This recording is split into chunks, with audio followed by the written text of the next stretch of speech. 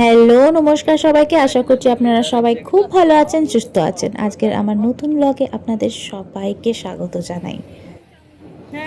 So finally আমরা এখন রয়েছি পোখরা। আমরা পোখরা পৌঁছে গেছি।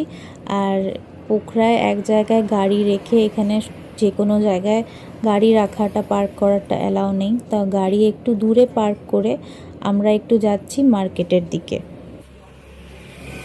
এইখানকার ওয়েদার আর চারপাশের পাহাড় দেখে একদম মন ভালো হয়ে গেল। এখানে বেশ ঠান্ডা রয়েছে। মেয়েকে সোয়েটার পরিয়ে দিয়েছি, ওর বাবাও একদম জ্যাকেট ফ্যাকেট পরে রেডি।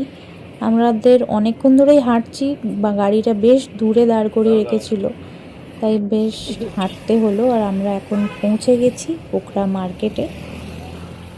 আমাদের সব কিছুই আমি নিয়ে এসেছি, শীতের জিনিসগুলো, কিন্তু মেয়ের জ্যাকেট আনা হয়নি। আমাদের ইচ্ছা ছিল যে এখান থেকেই কিনবো, তাই মার্কেটে এখন দেখি কেমন কি এখানে রয়েছে, একটু ঘুরবো। পিসের জন্যও জ্যাকেট কেনা আছে, পিসেও জ্যাকেট কিনবে। পিসেও জ্যাকেট ফ্যাকেট কিছু আনিনি। আসলে আমরা কালকে সকাল সকাল বেরিয়ে যাব মুক্তিনাথের জন্য।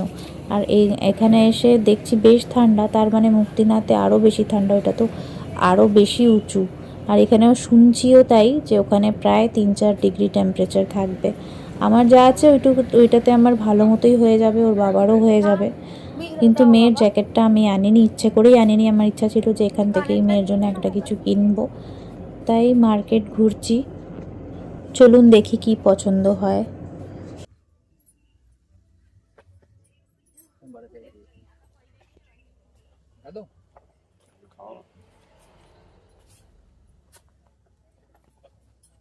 কত দাম এটা? কোনো বেশি করে নেই। জিজ্ঞেস করে নাও ভাইয়াকে। কত কত? জিজ্ঞেস করি। চলো, আমার ঘরে এমনি ওরা ছিল, নিয়ে আসলেই হতো। তোমার জন্য আমার ছিল।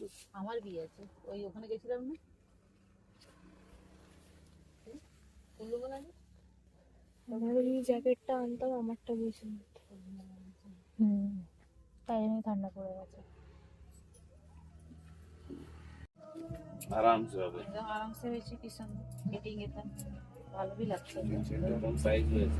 সাইডে একটু বড় লাগবে। হ্যাঁ, একটু বড় লাগবে দেখুন।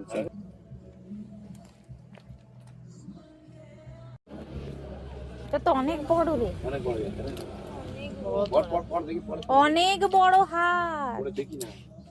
চল, তো বাবা বলছে তো পর। পরে দেখ একবার। দিলেই তো কিনতে এটা অনেক বড়। বড়। হাট, ওইটা ঠিক ছিল ফিটিংটা।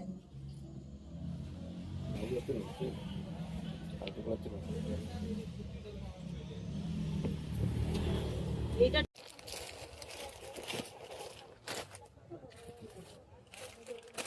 একটা জায়গায় দেখলাম, কিন্তু সেরকম কোনো কিছুই পছন্দ হলো না, তাই আবার আরেকটা নতুন দোকানে এসেছি।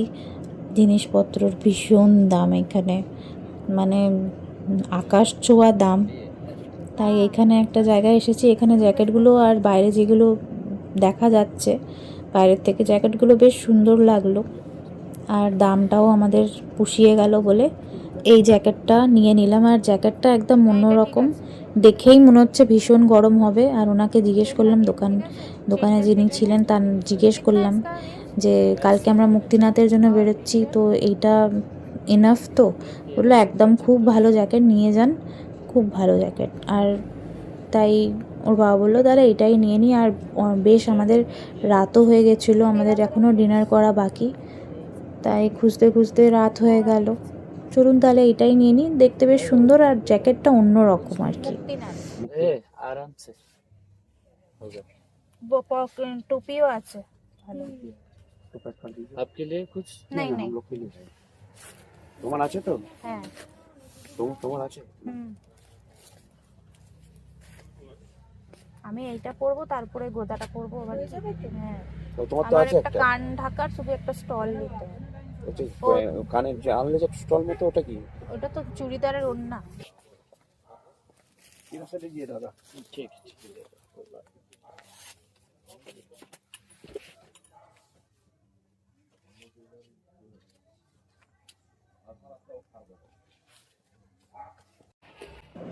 জায়গাটা তো খুব সুন্দর, খুবই সুন্দর, কিন্তু অনেস্টলি বলছি জিনিসপত্রের দাম অনেক বেশি, তাই খুব বেশি শপিং করা হলো না এখান থেকে। ওইখান থেকে শুনে এসেছিলাম যে নেপালের জিনিসপত্র ভীষণ নাকি সস্তা, মানে বিশেষ করে শীতকালের জিনিসগুলো নাকি ভীষণ সস্তা পাওয়া যায়।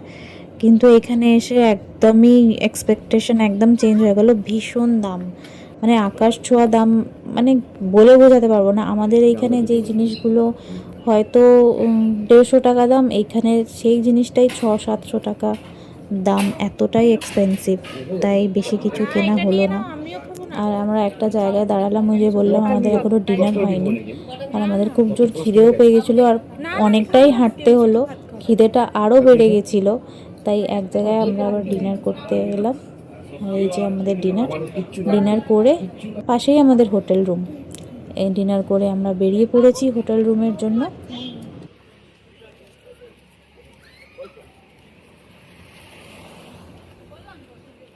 আর এই যে সামনে আমার পিসি হাঁটছে, পিসিও পিসের জন্য গ্লাভস আর জ্যাকেট নিল। পিসে ভেবেছিল যে এখানে খুব একটা ঠান্ডা পড়বে না, আর আমরাও তাই ভেবেছিলাম, কিন্তু মুক্তিনাথে খুব ঠান্ডা, আর এখন এইখানেও বেশ ঠান্ডা লাগছে, তাই মুক্তিনাথের জন্য স্পেশালি আমাদের কিনলাম।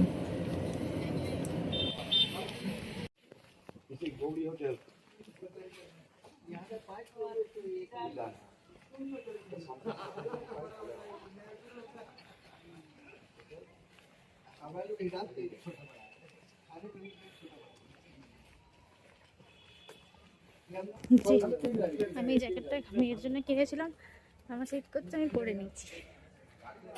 মেয়ে আমারটা পরেছিল, আমি মেয়েরটা পরে নিয়েছি। আর সোয়েটারটা খুব গরম, বেশ ঠান্ডা এখানে। যাচ্ছি, এটা আমাদের হোটেল, এইটা আমাদের হোটেল, হোটেল রোম্যান্টিকা।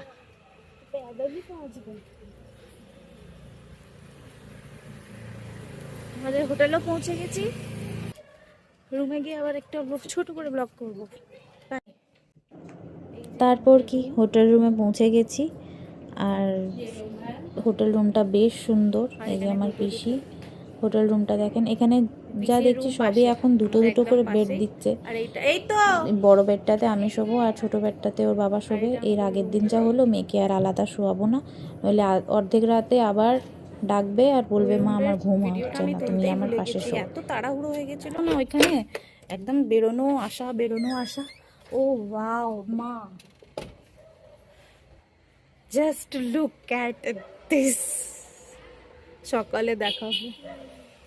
এইখানে মানে ক্যামেরাতে উঠছে না, মানে চোখের সামনের থেকে যতটা সুন্দর দেখা যাচ্ছে ক্যামেরাতে উঠছিল না, আর দেখে আমি সত্যি এইভাবেই অবাক হয়ে গেছিলাম।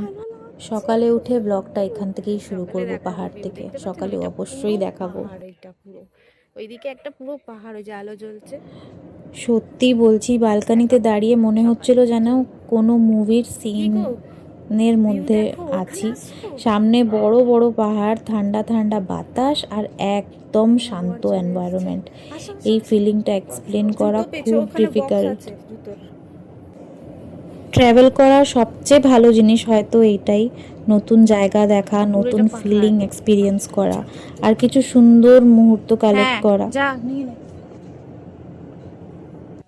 তো গাইজ, আজকের ব্লগটা এই পর্যন্তই এন্ড করছি এখানে। If you enjoyed this blog then don't forget to like, share and subscribe. See you in next blog. Tata.